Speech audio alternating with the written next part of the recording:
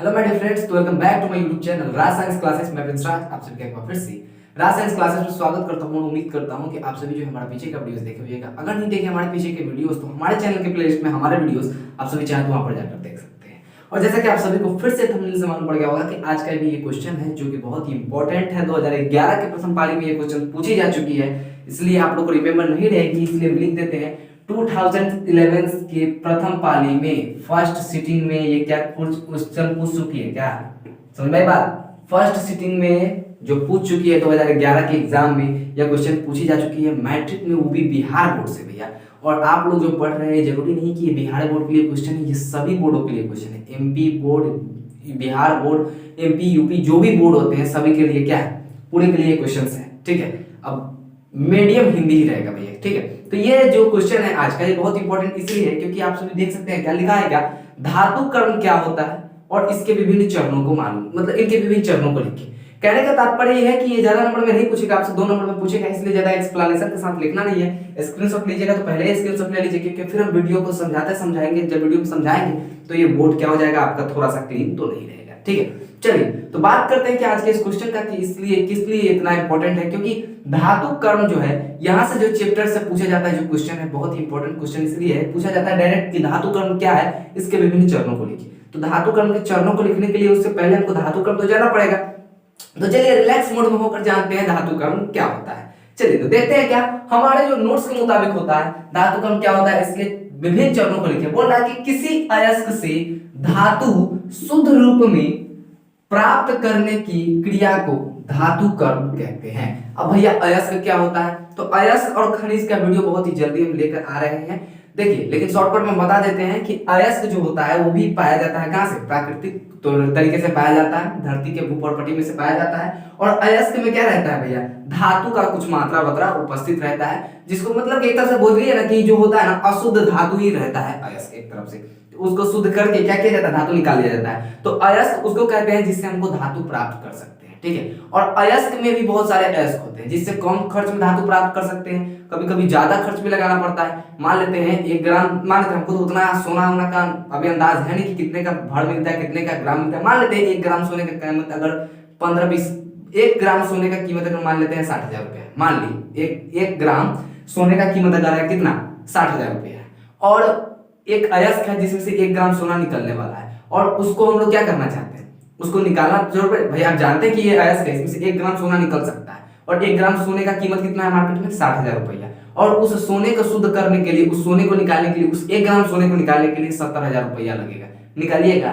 नहीं निकालिएगा भैया, क्योंकि 70,000 लगा के जो सोना आप निकालिएगा वो सोना तो आप जाकर मार्केट में एक ग्राम खरीद लीजिएगा 60,000 में, तो निकालना पड़ेगा क्या, तो नहीं, और कम खर्च में निकालना पड़ेगा। वही एक ग्राम सोने का कीमत कितना है मार्केट में, 60,000 रुपया है, लेकिन मान लेते हैं वही 1 ग्राम सोना आपको कितने में मिल जाए, मान लेते हैं कितना, हम अगाड़ी आपको बता देते हैं, फिर से बता दे रहे हैं इसलिए क्योंकि ये हम बार बार इसलिए बोल रहे हैं क्योंकि हमें कोई भी रेट अभी मालूम नहीं है मार्केट की कि सोने का रेट क्या है। ठीक है, इसलिए हम नॉर्मली एग्जांपल में समझा रहे हैं। तो 1 ग्राम अगर सोना आपका कीमत अगर मार्केट में 60,000 रुपया है और आपको एक अयस्क मिलता है जिसमें से आपको सोना निकालना होता है, और सोना निकालने में करीबन 10,000 का खर्चा आएगा, तो आप लोग नहीं निकाल सकते कि नहीं निकाल सकते, उससे कार्य धातु कर्म की क्रिया करके उससे निकलवा लेंगे। धातु कर्म करने की क्रिया में अगर 10,000 रुपए की जरूरत पड़ेगी हमको तो हम निकालेंगे, क्योंकि 10,000 का अगर लगाते भी है तो 50,000 मेरा मुनाफा तो होता है। तो ये होता है धातु कर्म का प्रक्रिया, अयस्क को शुद्ध रूप में प्राप्त करना लेकिन कम खर्चे। ठीक है, तो ये हो जाता है आपका धातु कर्म। चलिए तो बात करते हैं धातु कर्म क्या होता है। तो बोला कि किसी अयस्क से, आप समझ गए कि अयस्क क्या होता है, अयस्क से हम लोग क्या करते हैं, धातु प्राप्त करते हैं, और अयस्क भूपर्पटी से ही हम लोग को मिलता है। तो बोला कि किसी अयस्क से धातु शुद्ध रूप में प्राप्त करने की क्रिया मतलब वही जो प्रक्रिया होती है उसको हम लोग क्या कहते हैं, धातु कर्म कहते हैं, और उसी प्रक्रिया को नीचे लिखने के लिए बोल दिया गया है। 2 नंबर में ये क्वेश्चन पूछेगा। ठीक है, तो बोल रहा है कि इसके चरण निम्नलिखित है, सेम इस प्रकार लिखिएगा, कोई नंबर नहीं करने वाला। तो फर्स्ट में पूछता है, फर्स्ट में बोल रहा है क्या कि अयस्क का बारीक चूर्ण बनाना। अब भैया अयस्क का बारीक चूर्ण मतलब समझते हैं, जब आपको अयस्क मिलता है और उसमें से शुद्ध हमको शुद्ध करके निकालना है क्या भैया, जब हमको धातु कर्म की प्रक्रिया करनी है तो धातुकरण की प्रक्रिया करने से पहले कुछ ना कुछ तो होंगे जो हमको करना पड़ेगा। तो जो अयस्क मिलता है ना, उसको हथौड़ा से तो कुछ कोई भी चीज से लेकर उसको क्या करता है, एकदम बारीक कण, मतलब एकदम छोटे छोटे कणों में क्या कर दिया जाता है, उसको एक तरफ से समझिए तो पीस दिया जाता है। ठीक है, छोटे छोटे कणों में या फिर तोड़ तोड़ कर क्या कर दिया जाता है, उसको बारीक चूर्ण बना दिया जाता है, चूर्ण की तरह बना दिया जाता है। ठीक है, और चूर्ण की तरह बनाएगा, उसके बाद करेगा ये सांद्रण।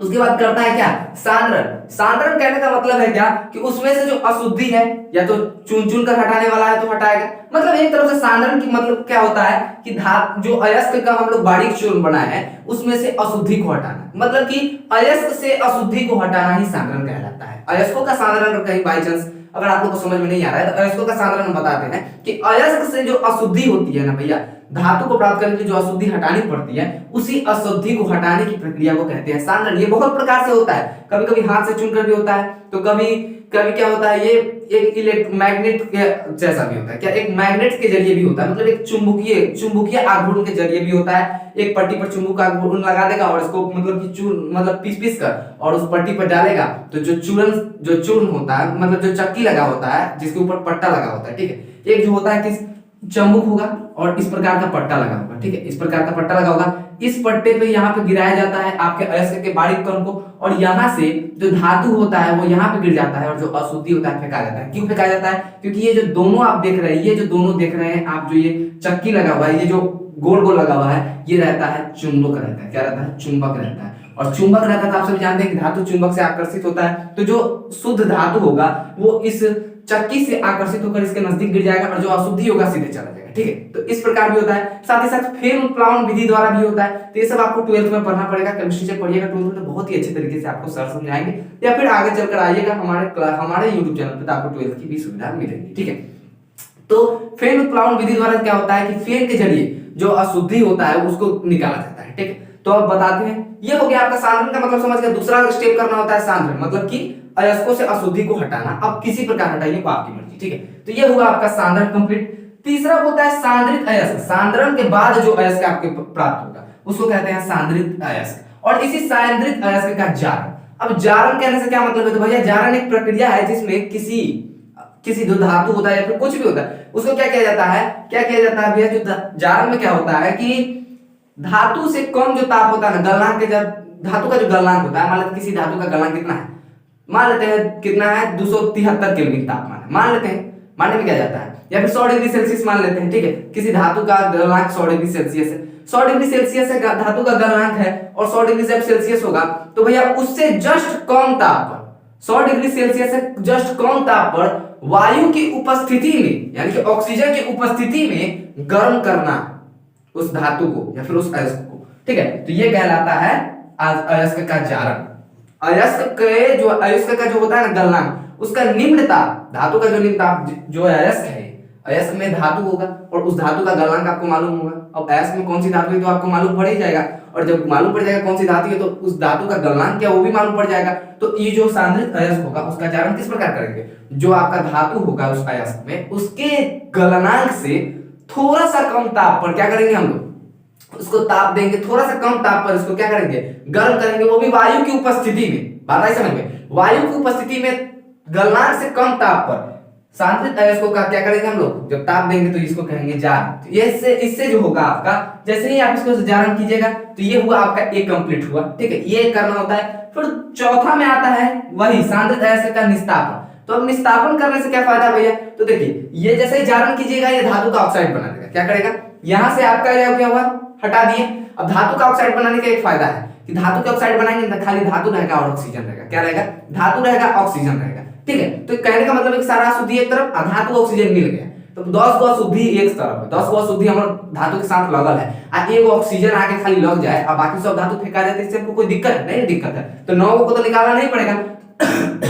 सॉरी, तो जारण जो हम लोग करते हैं इसका यही मतलब होता है क्या, यहाँ पे आके ऑक्सीजन आप सब लोग से जुड़ जाएगा, यहाँ पे धातु से जुड़ जाएगा ऑक्सीजन, और जैसे ही निस्तापन करेंगे तो कार्बन डाइऑक्साइड बाहर निकल जाएगा। ठीक है, क्या करेंगे, निस्तापन करेंगे। तो निस्तापन होता है क्या है, कोई सांद्रित अयस्क का निस्तापन कीजिएगा तो निस्तापन के द्वारा क्या होता है, कार्बन डाइऑक्साइड भी बाहर चली जाती है अगर होगी उसमें तो। ठीक है, तो क्या होगा कि यहाँ पर अशुद्धि यहाँ पे हो जाएगा। सबसे पहले यहाँ पे की क्लियर हो गया। अब निस्तापन क्या होता है उसके बारे में भी बताते हैं। तो निस्तापन सेम होता है, किसी भी अयस्क, कोई भी सांद्रित अयस्क ले लेते हैं, सांद्रित अयस्क में कौन सा धातु है वो आपको मालूम होगा, उस धातु का गलनांक कितना वो भी मालूम होगा। सेम वही करना है जो जारक में करना होता है, धातु का जो गलनांक होता है उससे कम ताप पर जलाना पड़ता है इसको, लेकिन कम ताप पर धातु से गलनांक, धातु का जो गलनांक होता है उसके कम ताप पर तो हम लोग गलाएंगे। साथ ही साथ ऊपर वाला जारक में क्या था हमारा, वायु की उपस्थिति में जलाते थे, लेकिन निस्तापन में वायु अनुपस्थित हो जाएगा, वायु की अनुपस्थिति में जलाएंगे, वायु नहीं रहेगा, ऐसे जगह पर जलाएंगे जहां पर वायु का नामो निशान नहीं होगा, यानी कि ऑक्सीजन का नामो निशान नहीं होगा, यानी कि ऑक्सीजन की अनुपस्थिति में जलाते हैं किसी भी धातु को उसके कम गलनांक के कम ताप पर, तो इसको हम लोग कहते हैं निस्तापन। ये हुआ आपका जो 4 प्रोसेस होता है। पांचवा में होता है अवकरण।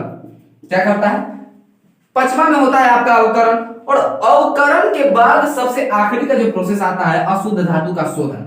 अब जो शुद्ध धातु होता है उसको शोधित कर लीजिए तब, या फिर जो अशुद्ध है उसमें से अशुद्धि जो है उसको, ठीक है, अशुद्ध धातु, अशुद्ध नहीं शुद्ध धातु का शोधन, उसमें जो शुद्ध धातु होगा उसका हटा लीजिए तब शुद्ध धातु का शोधन करना होता है, वहां पर छानने वाले वाला होता है, कुछ टाइप का अलग अलग होता है, ठीक है। तो या फिर आप अशुद्धि को अलग कीजिए तब अशुद्धि को अलग कीजिए तब, तो ये होता है, ये लिखने की जरूरत भी नहीं है, ये कोई दिक्कत नहीं है। अवकरण तक लिखिएगा तो भी फुल टाइम मिलेगा, फुल नंबर्स मिलेगा, और इसको लिख देते तो कोई भी दिक्कत नहीं है, ठीक है। ज्यादा बड़ी समझ में बात है।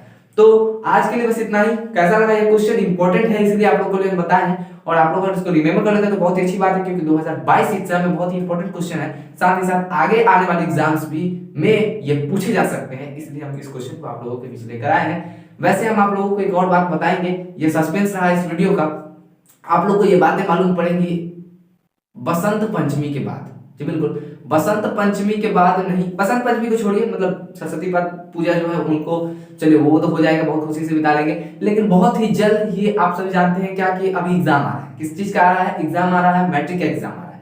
तो बात समझ में आई, मैट्रिक का जो एग्जाम आ रहा है ना भैया, ये जो आप लोग की जो बोर्ड परीक्षाएं हो जाएगी क्लास 10th की, इसके बाद जो हम क्या करने वाले हैं वो आपको मालूम पड़ेगा 10th एग्जाम के बाद। बहुत ही इंपॉर्टेंट, बहुत ही अच्छी बात आप लोगों के लिए, बहुत ही बेस्ट न्यूज, गुड न्यूज आ रही है आप लोगों के लिए इसी चैनल पर। तो आप सभी सस्पेंस का इंतजार करें, आप लोग इंतजार करें 17 फरवरी से लेकर तब तक मैट्रिक एग्जाम खत्म नहीं हो जाती है, ठीक है। तो मैं प्रिंस राज विदा लेता हूं, फिर मिलूंगा एक नए वीडियो में एक नए जोश के साथ। तब तक के लिए जय हिंद, जय भारत।